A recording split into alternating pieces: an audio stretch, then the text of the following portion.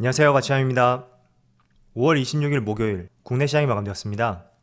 자, 오늘 시장이 특히 삼성전자와 SK하이닉스 이 두 종목을 보유하고 계셨다면 굉장히 좋지 못했던 시장이 되었을 것 같아요. 그렇지만 지수의 움직임을 봤을 때는 그렇게 크게 밀리진 않은 것 같습니다. 자, 일단 코스피는 동시효과에 조금 상승이 나왔는데 결과적으로 봤을 때는 0.18% 하락으로 마감이 되었고, 또 코스닥도 비슷한 흐름이 나왔고 0.14% 하락이 나왔죠. 이어서 코스피의 시가총액 상위 종목들을 보면, 자, 오늘은 반도체 관련주의 약세가 조금은 두드러지는 것 같아요. 뭐 삼성전자는 크게 빠졌다고는 볼 수는 없지만 그래도 하이닉스가 크게 빠지는 모습이 나왔고, 그리고 그 외의 종목들을 보면 다들 보합권 내에서 움직임을 보여준 것 같습니다. 자, 그리고 코스닥도 반도체 관련 업종인 리노공업 이 종목이 오늘 4% 약세가 나왔고, 또 동진 세미캠도 반도체 관련주라 볼 수 있겠죠. 그리고 2차전지 관련주들, 오늘은 전반적으로 반도체와 2차전지 성장주 중심의 약세 흐름이 나온 것 같네요. 자, 이어서 코스피의 수급을 보면 오늘은 기관이 나홀로 순매도를 보여주었고, 외국인은 4거래일 만에 소폭의 순매수가 들어왔습니다. 이게 다 동시효과에 들어온 거예요. 동시효과 전에는 계속 순매도로 잡혀 있었거든요. 그런데 동시효과에 조금은 많은 물량이 들어오면서 결국에는 플러스로 전환이 되었죠.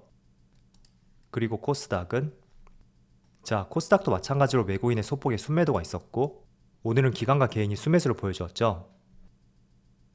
자, 이어서 삼성전자. 자, 오늘까지 5거래일 연속으로 외국인의 순매도가 나오고 있고, 오늘은 기관도 마찬가지로 순매도를 보여주었습니다. 그리고 SK하이닉스는 오늘 기관과 외국인의 많은 순매도가 나왔어요. 최근에 기관의 매도세가 조금은 짙어지는 것 같고, 또 외국인의 매도 규모도 상당히 강해지는 것 같네요. 자, 그리고 삼성 SDI도 많은 규모는 아니지만 오늘 기관과 외국인의 양매도가 나왔고, 그리고 뒤에서 한번 설명을 드리겠지만 태양광 관련주인 OCI 오늘 거래량도 많이 실렸고 기관과 외국인의 많은 순매수가 들어왔습니다. 자, 이어서 주체별 매매 동향에 대해서 살펴보도록 하겠습니다. 5월 26일 외국인이 가장 많이 매수한 종목은 OCI, 포스코홀딩스, 하나솔루션, HMM, 삼성바이오로직스 이렇게 다 종목을 순매수 상위종 올렸습니다. 자, 일단 OCI하고 하나솔루션 두 종목은 태양광 관련주죠. 그리고 기관도 마찬가지로 하나솔루션, 현대중공업, LG화학, OCI, 아프리카TV 이렇게 다 종목을 순매수 상위종 올렸습니다. 자, 기관도 마찬가지로 태양광 관련주 이 두 종목을 매수했네요. 자, 이어서 글로벌 증시를 살펴보면 어제는 그래도 미국 증시가 양호한 모습을 보여주었어요. S&P 500은 1% 가까운 상승이 나왔고, 그리고 나스닥 지수는 1.5%의 상승이 나왔죠. 마지막으로 다우지수도 0.6%의 상승으로 마감이 되었습니다. 자, 일단 전반적으로 나스닥과 S&P 500을 보면 4월부터 5월까지 계속 밀렸던 주가가 더 이상 빠지지 않고 밑에서 버티는 모습을 보여주는 것 같아요. 자, 그리고 니케이 지수를 보면 일본 시장은 보합권을 보여주고 있고, 대만은 0.4%의 약세를 보여주고 있죠. 그리고 반대로 상해 지수는 0.6%의 상승을 보여주고 있습니다. 자, 어제는 5월달 FOMC 회의 의사록이 공개가 되었는데 예상치에 부합했던 내용들이 상당히 많았었고, 그런 부분이 시장이 조금은 안정을 찾을 수 있었던 중요한 포인트였다고 볼 수 있습니다. 자, 간략하게 내용을 한번 살펴보니까 다수의 참석자는 0.5%의 금리 인상에 대해서 향후 앞으로 2차례 정도, 즉 5월달에 포함하면 3차례가 될 수 있겠죠. 이렇게 전체적으로 3차례가 적절하다고 판단했었고, 시장에서 예상했던 범위 내에서 발표가 됐구나, 그렇게 시장이 인식을 한 것 같습니다. 그래서 어제 미국 증시가 한 차례 반등이 나왔다고 생각이 되고요. 자, 그런데 또 시간외가 문제였죠. 자, 제가 어제 여러분들에게 국내 기업은 반도체 중심의 제조업 기반을 하고 있고, 그 때문에 엔비디아의 실적 발표와 함께 향후 가이던스 이걸 한번 참조할 필요가 있다고 말씀드렸어요.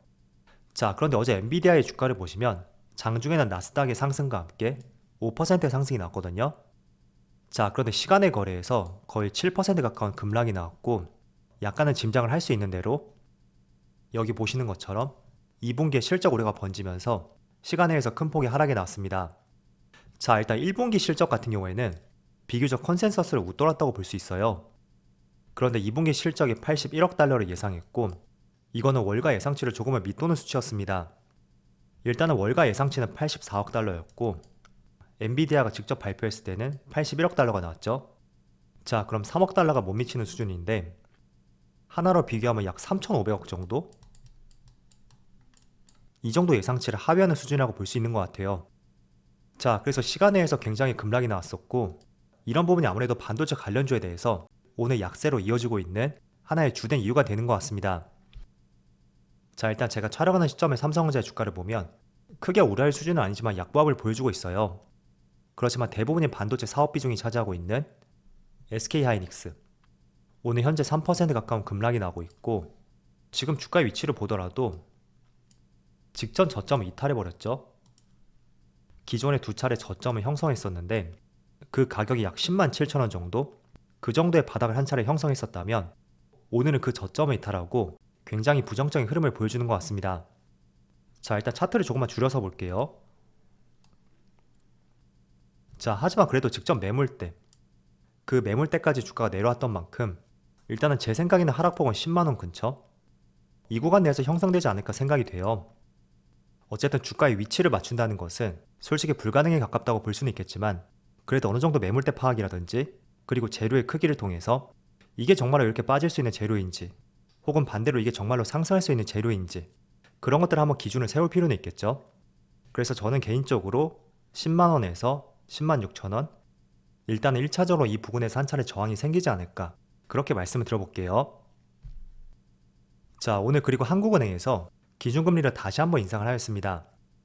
자, 그래서 지금 연 1.5%를 가리키고 있고 이게 15년 만에 2달 연속으로 올린 수치라고 하더라고요. 자, 그래도 어쨌든 국내 시장 같은 경우에는 아이러니하지만 국내 금리 인상보다는 미국의 금리 인상 영향을 더 받는다고 볼 수 있겠죠. 자, 어쨌든 그래도 큰 폭의 상승은 아니었던 만큼 그런 부분에서 오늘 국내 증시가 오전장에 비해서는 조금 아쉽다고 하더라도 종가상으로 봤을 때는 크게 밀리지는 않는 것 같습니다. 자, 그리고 오늘 한 가지 특징이 되었던 업종에 대해서 말씀을 드려볼게요. 자, 신재생 에너지 관련주인데 지금 보시는 종목은 OCI예요. 자, 그런데 신재생 에너지 관련주는 미국 대선 당시로 하여금 그때 주가가 큰 폭의 상승이 나왔고 그동안은 별다른 상승 없이 굉장히 긴 기간 동안 조정을 보여주었습니다. 자, 차트를 조금 줄여보면 특히 이런 구간이었죠. 물론 OCI는 한 차례 더 강한 상승이 나왔지만 하나솔루션